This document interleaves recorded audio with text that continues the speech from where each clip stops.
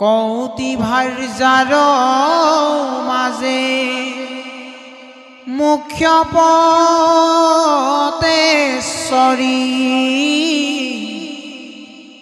নামে কৃত দ্যুতীয়াতি পৰমা সুন্দৰী।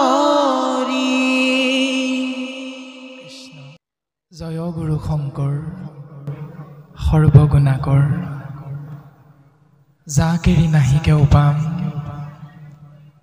তোহাৰী চৰণ কৰেনো শত কোটি বাৰ এক কৰোহো প্ৰণাম। তোহাৰী চৰণ কৰেনো শত কোটি বাৰ এক কৰোহো প্ৰণাম। বাৰ এক কৰোহো প্ৰণাম, বাৰ এক কৰোহো প্ৰণাম।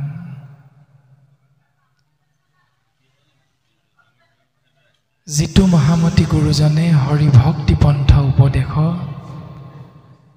দিয়া দুসময় সংসাৰৰ পাৰ কৰে,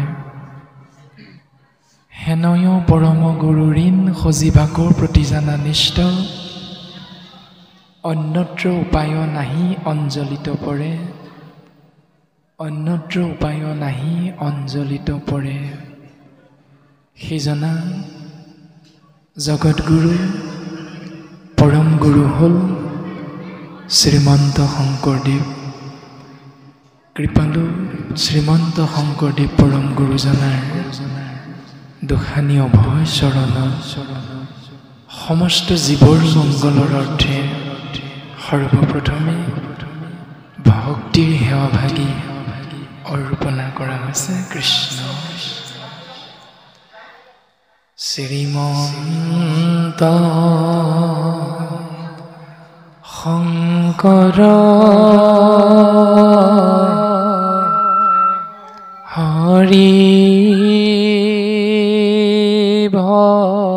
ভকতৰ জানা যেন কল্পতৰু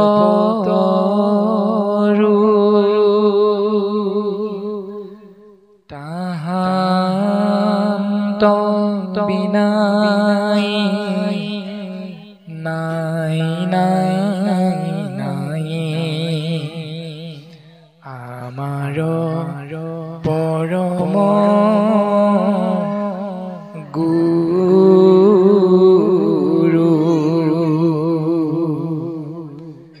তাহান্ত বিনাই নাই নাই নাই আমাৰ পৰম গুৰু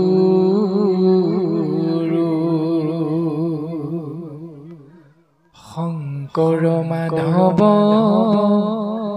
অভেদ ঈশ্বৰ, গুৰু নাহি দুইটো পৰ,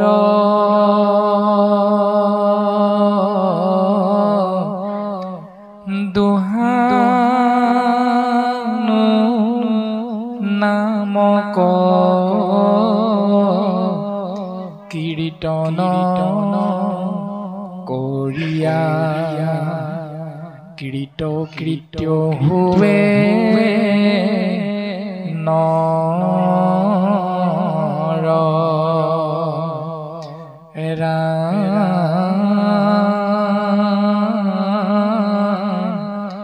দুহানো নামক কীৰ্তন কৰিয়া কৃত কৃত্য হুৱে নৰ।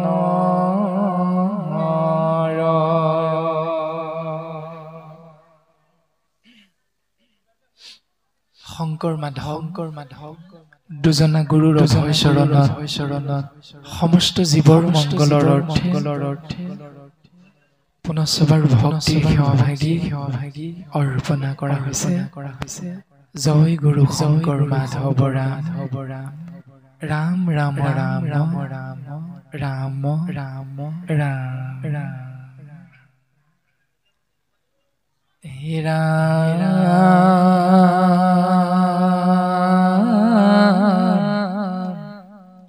শ্ৰৱণ কীৰ্তন ধৰ্ম প্ৰকাশে জয়িত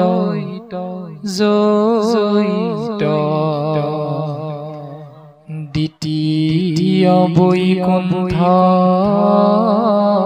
তাংকে বোলে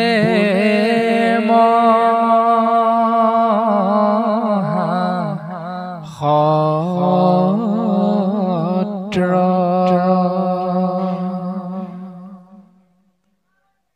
গোবিন্দ মহাপ্ৰভুৰ নিৰ্গুণ নাম শ্ৰৱণ কীৰ্তন মহাভক্তি যি স্থানত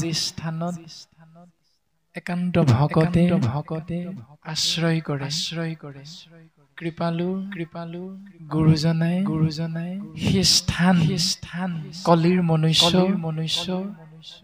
জ্ঞান আৰু বিবেক যুক্ত শ্ৰেষ্ঠতম জীৱ আমি সমস্ত জনাকে সেই স্থানৰ নাম চিনাকি কৰি দিছে। সেই স্থান হ'ল দ্বিতীয় বৈকুণ্ঠ মহাসত্ৰ বা নামঘৰ। আৰু আজিৰ এই পবিত্ৰ পুণ্যধাম নাৰায়ণপুৰ ধলপুৰ পুৰণি কচুৱা নামঘৰ। আৰু এই পবিত্ৰ পুণ্যধাম নামঘৰত পূব পশ্চিম উত্তৰ দক্ষিণ চাৰিও দিশৰ পৰা আহি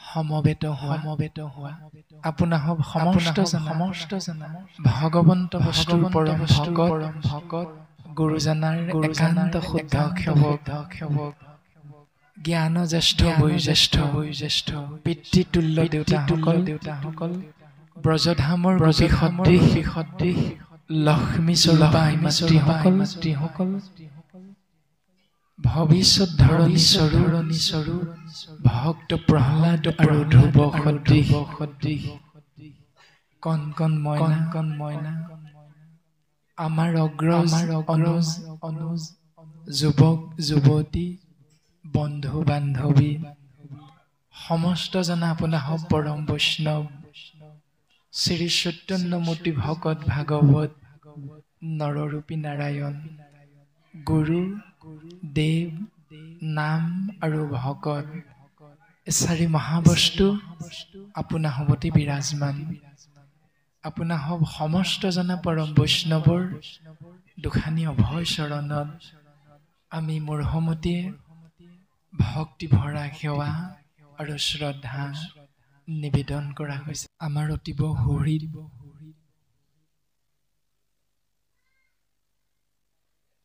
অসম মুলুকত কৃপালু গুৰুজনাৰ কৃষ্টি সংস্কৃতি জনমানসত প্ৰচাৰ কৰাৰ মাধ্যমেৰে গুৰু সংস্কৃতিক ধৰি ৰখাৰ মাধ্যমেৰে যিজনা পৰম বৈষ্ণৱে আজিৰ এই মহান অনুষ্ঠানভাগীৰ আয়োজন কৰিছে সেইজনা হ'ল আমাৰ অতীব মৰম শ্ৰদ্ধাৰ ভৈৰৱ দুৱৰা ভাৱ বা ছচিয়েল মিডিয়াত এটি নামেৰে তেৰাই গুৰু সংস্কৃতি ধৰি ৰাখি জনমানসত প্ৰকাশ কৰিছে ইউটিউব চেনেল নাম হ'ল ভক্তিৰ সাগৰ। এই ভক্তিৰ সাগৰ ইউটিউব চেনেলৰ স্বত্বাধিকাৰী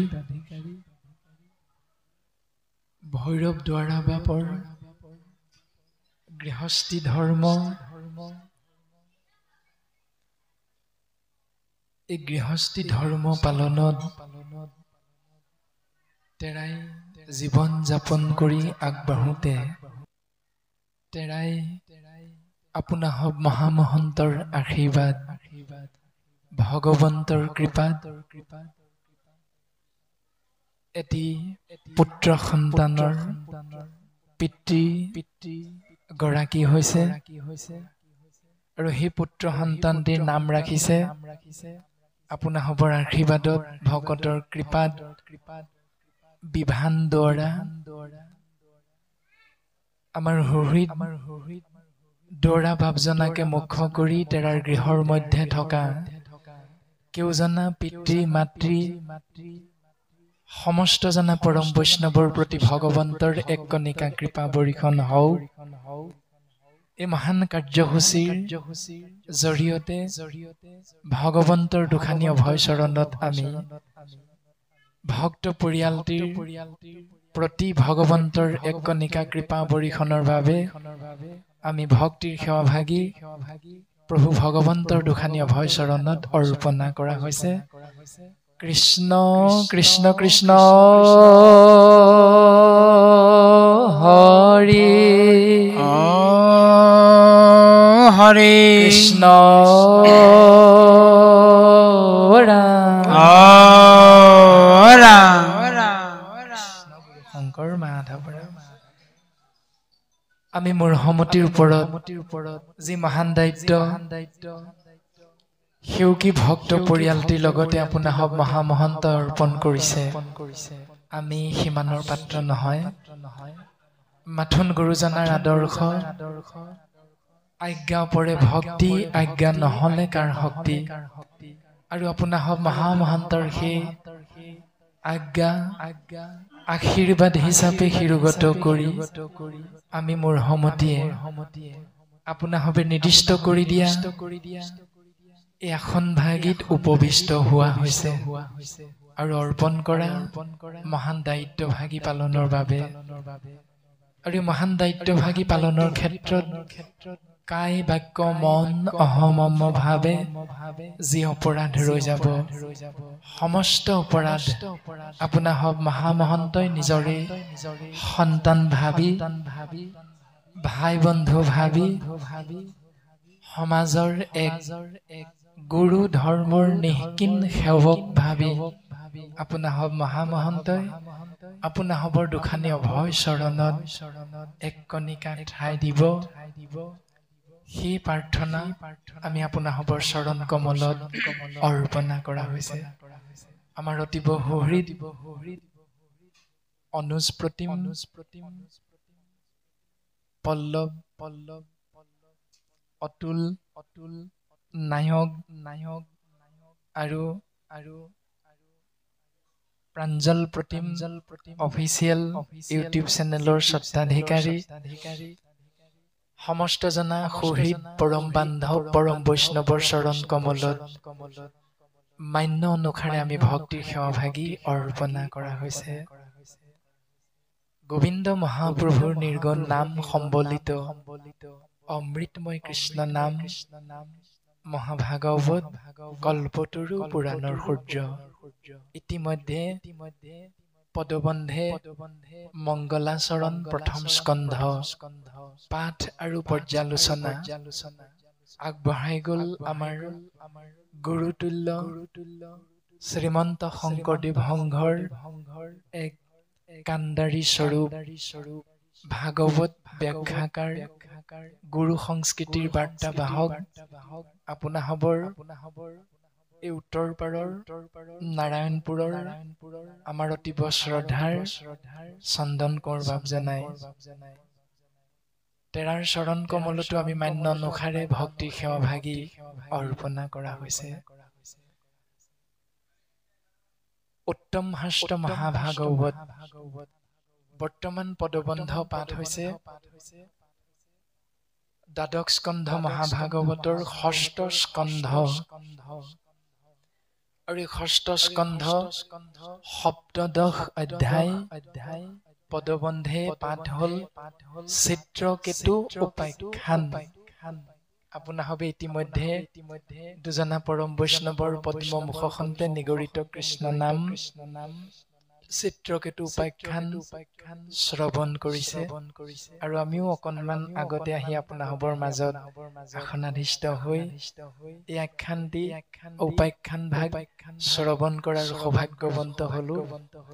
আৰু তাৰ পাছতে আমি আপোনাসবৰ আজ্ঞা শিৰোগত কৰি আসনত উপবিষ্ট হোৱা হৈছে এই মহান দায়িত্বভাগী পালনৰ বাবে। উত্তম শাস্ত্ৰ মহাভাগৱতৰ পদবন্ধে যি কথা আমাক গুৰুজনাই উপদেশ দিবলৈ চেষ্টা কৰিছে আমিও সীমিত জ্ঞানেৰে আপোনাসৱ মহামহন্তৰ আজ্ঞাতে থাকি পদবন্ধে পাঠ আৰু পৰ্যালোচনা আগবঢ়াবলৈ চেষ্টা কৰা হ'ব আৰু পদবন্ধে আগবঢ়াই দিওঁতে যদি সমাজ বিশেষে ব্যক্তি বিশেষে সেই পদবন্ধৰ কথাই নীতি নিয়মৰ ওপৰত প্ৰভাৱ পেলাই কাৰোবাৰ অন্তৰাত্মাত চুই যায় ব্যক্তিগতভাৱে সেই বিষয়বস্তু আপোনাসৱে কোনেও গাঁত পাতি নলৈ আলোচনাৰ মাধ্যমেৰে আমি সমস্ত জনাই আমি পালন কৰা নীতি নিয়ম শুদ্ধ অশুদ্ধ ইয়াৰ বিচাৰ বিশ্লেষণ আমি আগবঢ়াবলৈ চেষ্টা কৰা হ'ব পুনশ্চবাৰ ভক্তিৰ সেৱাভাগী অৰ্পণা কৰা হৈছে ইতিমধ্যে প্ৰথম স্কন্ধৰ মংগলাচৰণ পদবন্ধে আমাক এটি সুন্দৰ কথা অৱগত কৰি গ'ল আপোনাসৱ যিহেতু সৰ্বজানন্তা মহামহন্ত ইতিমধ্যে শ্ৰৱণ কৰি সেই উত্তম জ্ঞান আপোনাসৱে লাভ কৰিছে তথাপিতো আমি অকণমান মাত্ৰ চুই দিব বিচৰা হৈছে এৰা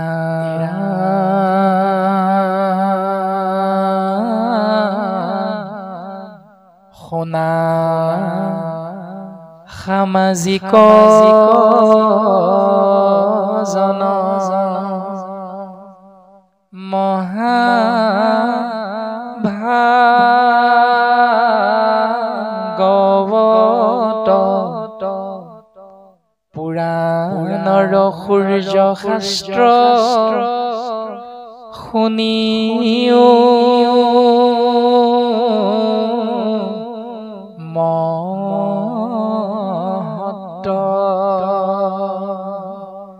সেই সভাসদবৰ্গ তোমালোকে শুনাচোন এই বুলি গুৰুজনাই আমি সমস্ত জনা শ্ৰেষ্ঠতম জীৱ মনুষ্যক উপদেশ প্ৰদান কৰিছে ভাৱনাটো আমাৰ হৈ গ'ল লগে লগে কি শুনিম পদবন্ধে উত্তৰ দিলে শুনা সামাজিক জন মহাভাগৱত তোমালোকে মহাভাগৱত শুনা কিয় শুনিম কেনেকৈ শুনিম শুনিলে লাভ কি হ'ব নুশুনিলেনো লোকচান কি হ'ব বিভিন্ন ভাৱনা প্ৰশ্ন আকাৰে আমাৰ মনৰ মাজত আহি যায় তাৰ উত্তৰ গুৰুজনাই আমাক পদবন্ধে প্ৰকাশ কৰিছে পুৰাণৰ সূৰ্য শাস্ত্ৰ শুনিও মহত্ত চাৰি বেদ 14 শাস্ত্ৰ 18 ভাগী পুৰাণ এই সমস্তৰ ভিতৰত উত্তম হ'ল মহাভাগৱত আৰু উত্তম মহাভাগৱতৰ পদবন্ধে কোৱা মহান তত্ত্বটো সেই জীৱ শ্ৰেষ্ঠ মনুষ্য তোমালোকে শুনা কেনেকৈ শুনে উত্তৰ দিছে ভাগৱতী এৰা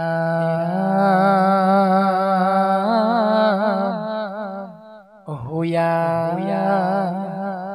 এক শৰণ যিজনে শুনো আক পাৱৈ পৰম পদ সুখে নিস্তৰৈ মায়াক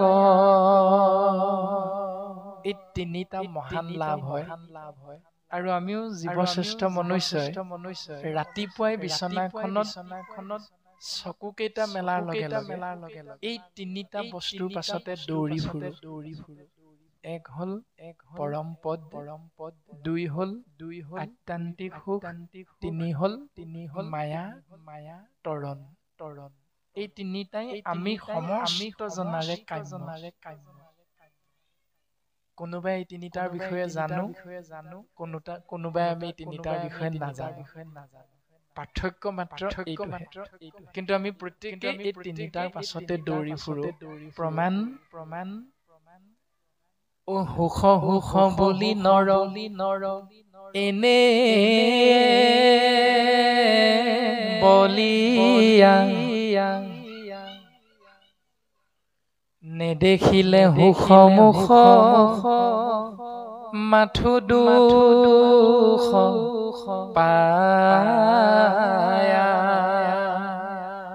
সুখ সুখ বুলি মনুষ্য নামৰ জীৱ এনে বলিয়া আৰু নেদেখিলে সুখ মুখ মাথো দুখ পায়া অৰ্থাৎ সুখৰ পাছত দৌৰোতে আমি সমস্ত জনাই হেনো পাওঁ মাথো দুখৰ উপৰি দুখ আমিতো কোনো দুখ বিচাৰি ঘৰৰ পৰা ওলাই নাযাওঁ প্ৰত্যেকে আমি সুখ বিচাৰিহে যাওঁ কিন্তু ঘূৰি আহি আমি প্ৰত্যেকে কওঁ হেৰা নকবা আজিৰ দিনটোৰ নিচিনা মোৰ দ্বিতীয় এদিন যাতে জীৱনলৈ আৰু নাহক আমিতো এইটোৱে কওঁ ঘূৰি আহি প্ৰত্যেকে কি অফিচলৈ যাওঁ কি ধাননি পথাৰলৈ যাওঁ কোনো কথা নাই প্ৰত্যেকে আমি দিনটো কৰ্মব্যস্ততাৰ পাছত যেতিয়া ঘৰ আহি পাওঁ উত্তৰ প্ৰত্যেকৰে এইটোৱে কম বেছি পৰিমাণে বিচাৰিছো সুখ কিন্তু পাইছো আমি দুখ এতিয়া শাস্ত্ৰই সেই দুখৰ পৰা পৰিত্ৰাণ পোৱাৰ উপায় আমাক দিছে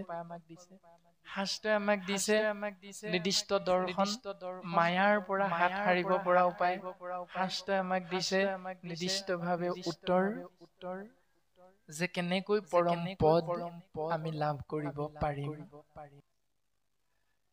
এতিয়া ইয়াৰ পৰা পৰিত্ৰাণ পাবৰ বাবে এই তিনিটা বস্তুৰ পৰা পৰিত্ৰাণ পাই আমি ভগৱন্ত বস্তুৰ পূৰ্ণ কৃপাৰ পাত্ৰ হৈ পৰম গতি লাভ কৰিবৰ বাবে সমস্তখিনি উত্তৰ সমস্তখিনি উপায় সমস্তখিনি নীতি নিয়ম আমাক ভাগৱতে দিছে তাৰ বিষয়ে বঢ়াৰপো মহাপুৰুষ শ্ৰী শ্ৰী মাধৱ গুৰুজনাই সুন্দৰভাৱে এটি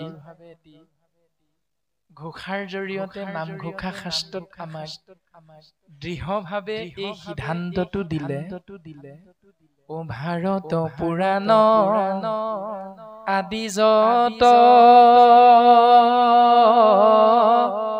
প্ৰকাশ কৰ নানা মত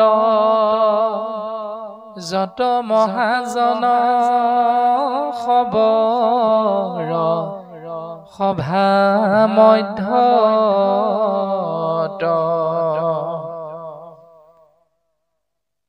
বঢ়াৰপো মহাপুৰুষ মাধৱ গুৰুজনে আমাক সুন্দৰভাৱে এই সিদ্ধান্তটো দিলে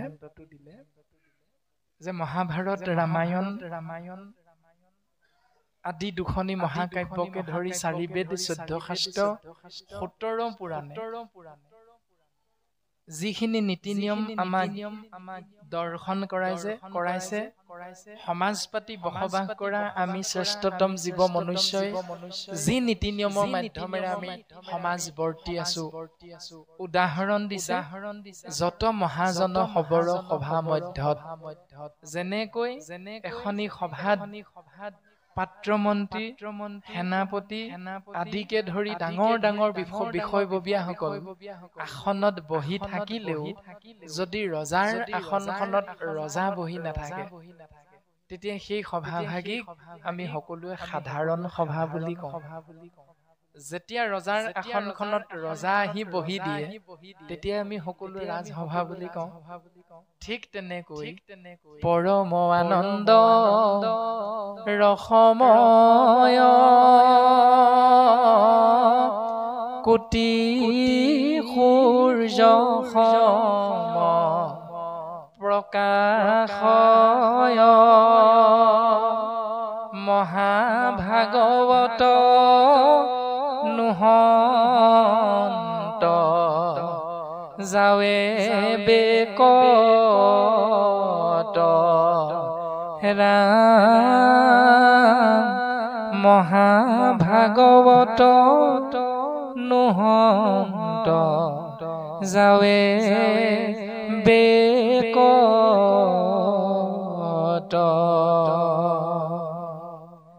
মহাভাগৱত 18 নম্বৰ ভাগি পুৰাণে যেতিয়ালৈকে আমাক আমি পালন কৰি থকা নিয়মটো শুদ্ধ বুলি নকব, আমি পালন কৰি থকা নিয়মটো ভুল বুলি নকব, তেতিয়ালৈকে আমি পালন কৰা নিয়মটো ভুলো নহয়, তেতিয়ালৈকে আমি পালন কৰা নিয়মটো শুদ্ধও নহয়। মহাভাগৱতে আমাক কব লাগে। তেতিয়াহে নিয়মটো শুদ্ধ নে ভুল বা অশুদ্ধ আমি বুজিব পাৰিম। আৰু তাৰেই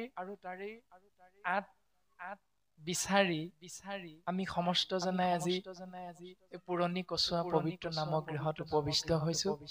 আৰু গুৰুজনাৰ অপূৰ্ব দান অসমীয়া জাতিৰ বাবে নামঘৰ, আৰু এই নামঘৰৰ বিষয়ে আমাক সুন্দৰভাৱে পদবন্ধে দৰ্শন কৰাইছে। আপোনা সৰ্বজানন্তা সমস্ত জনাৰে জ্ঞাত এই ৰামে নামঘৰ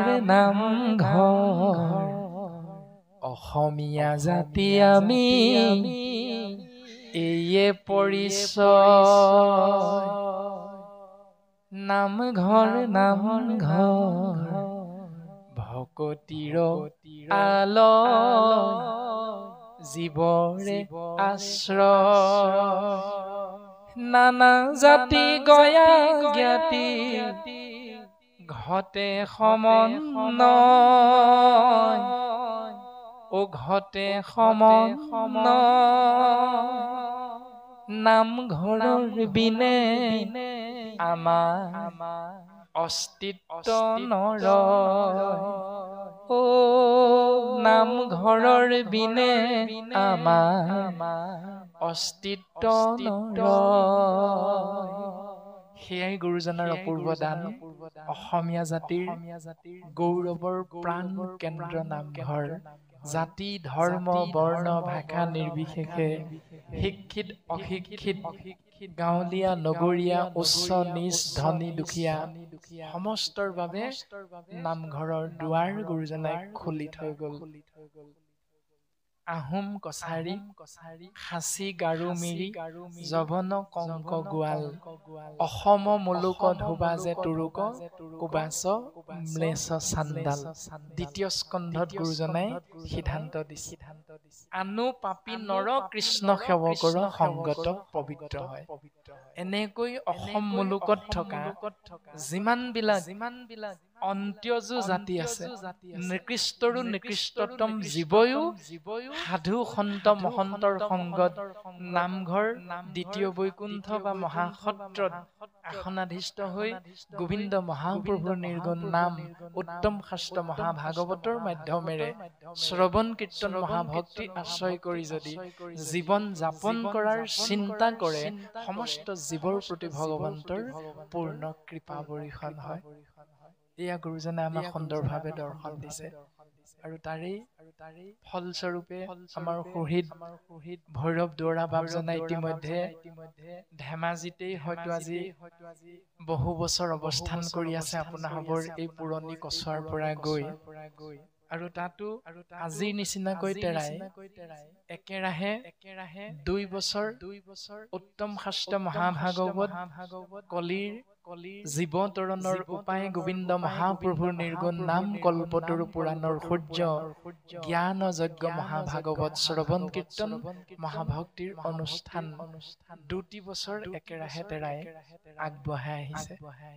আৰু আপোনাসৱৰ এই পুৰণি কচুৱা গাঁৱৰ পবিত্ৰ পুণ্য ধাম নামগৃহত তেৰাই সমস্ত জীৱৰ মংগলৰ অৰ্থে পুনশ্চবাৰ তেৰাৰ পৰিয়ালটিৰো মংগল বিচাৰি আপোনাসৱ মহাভক্তৰ চৰণ কমলত এভাগি সেৱা ধৰাৰ মানস কৰি এই উত্তম কলিৰ জ্ঞান যজ্ঞ ভাগি তেৰাই আয়োজন কৰিছে।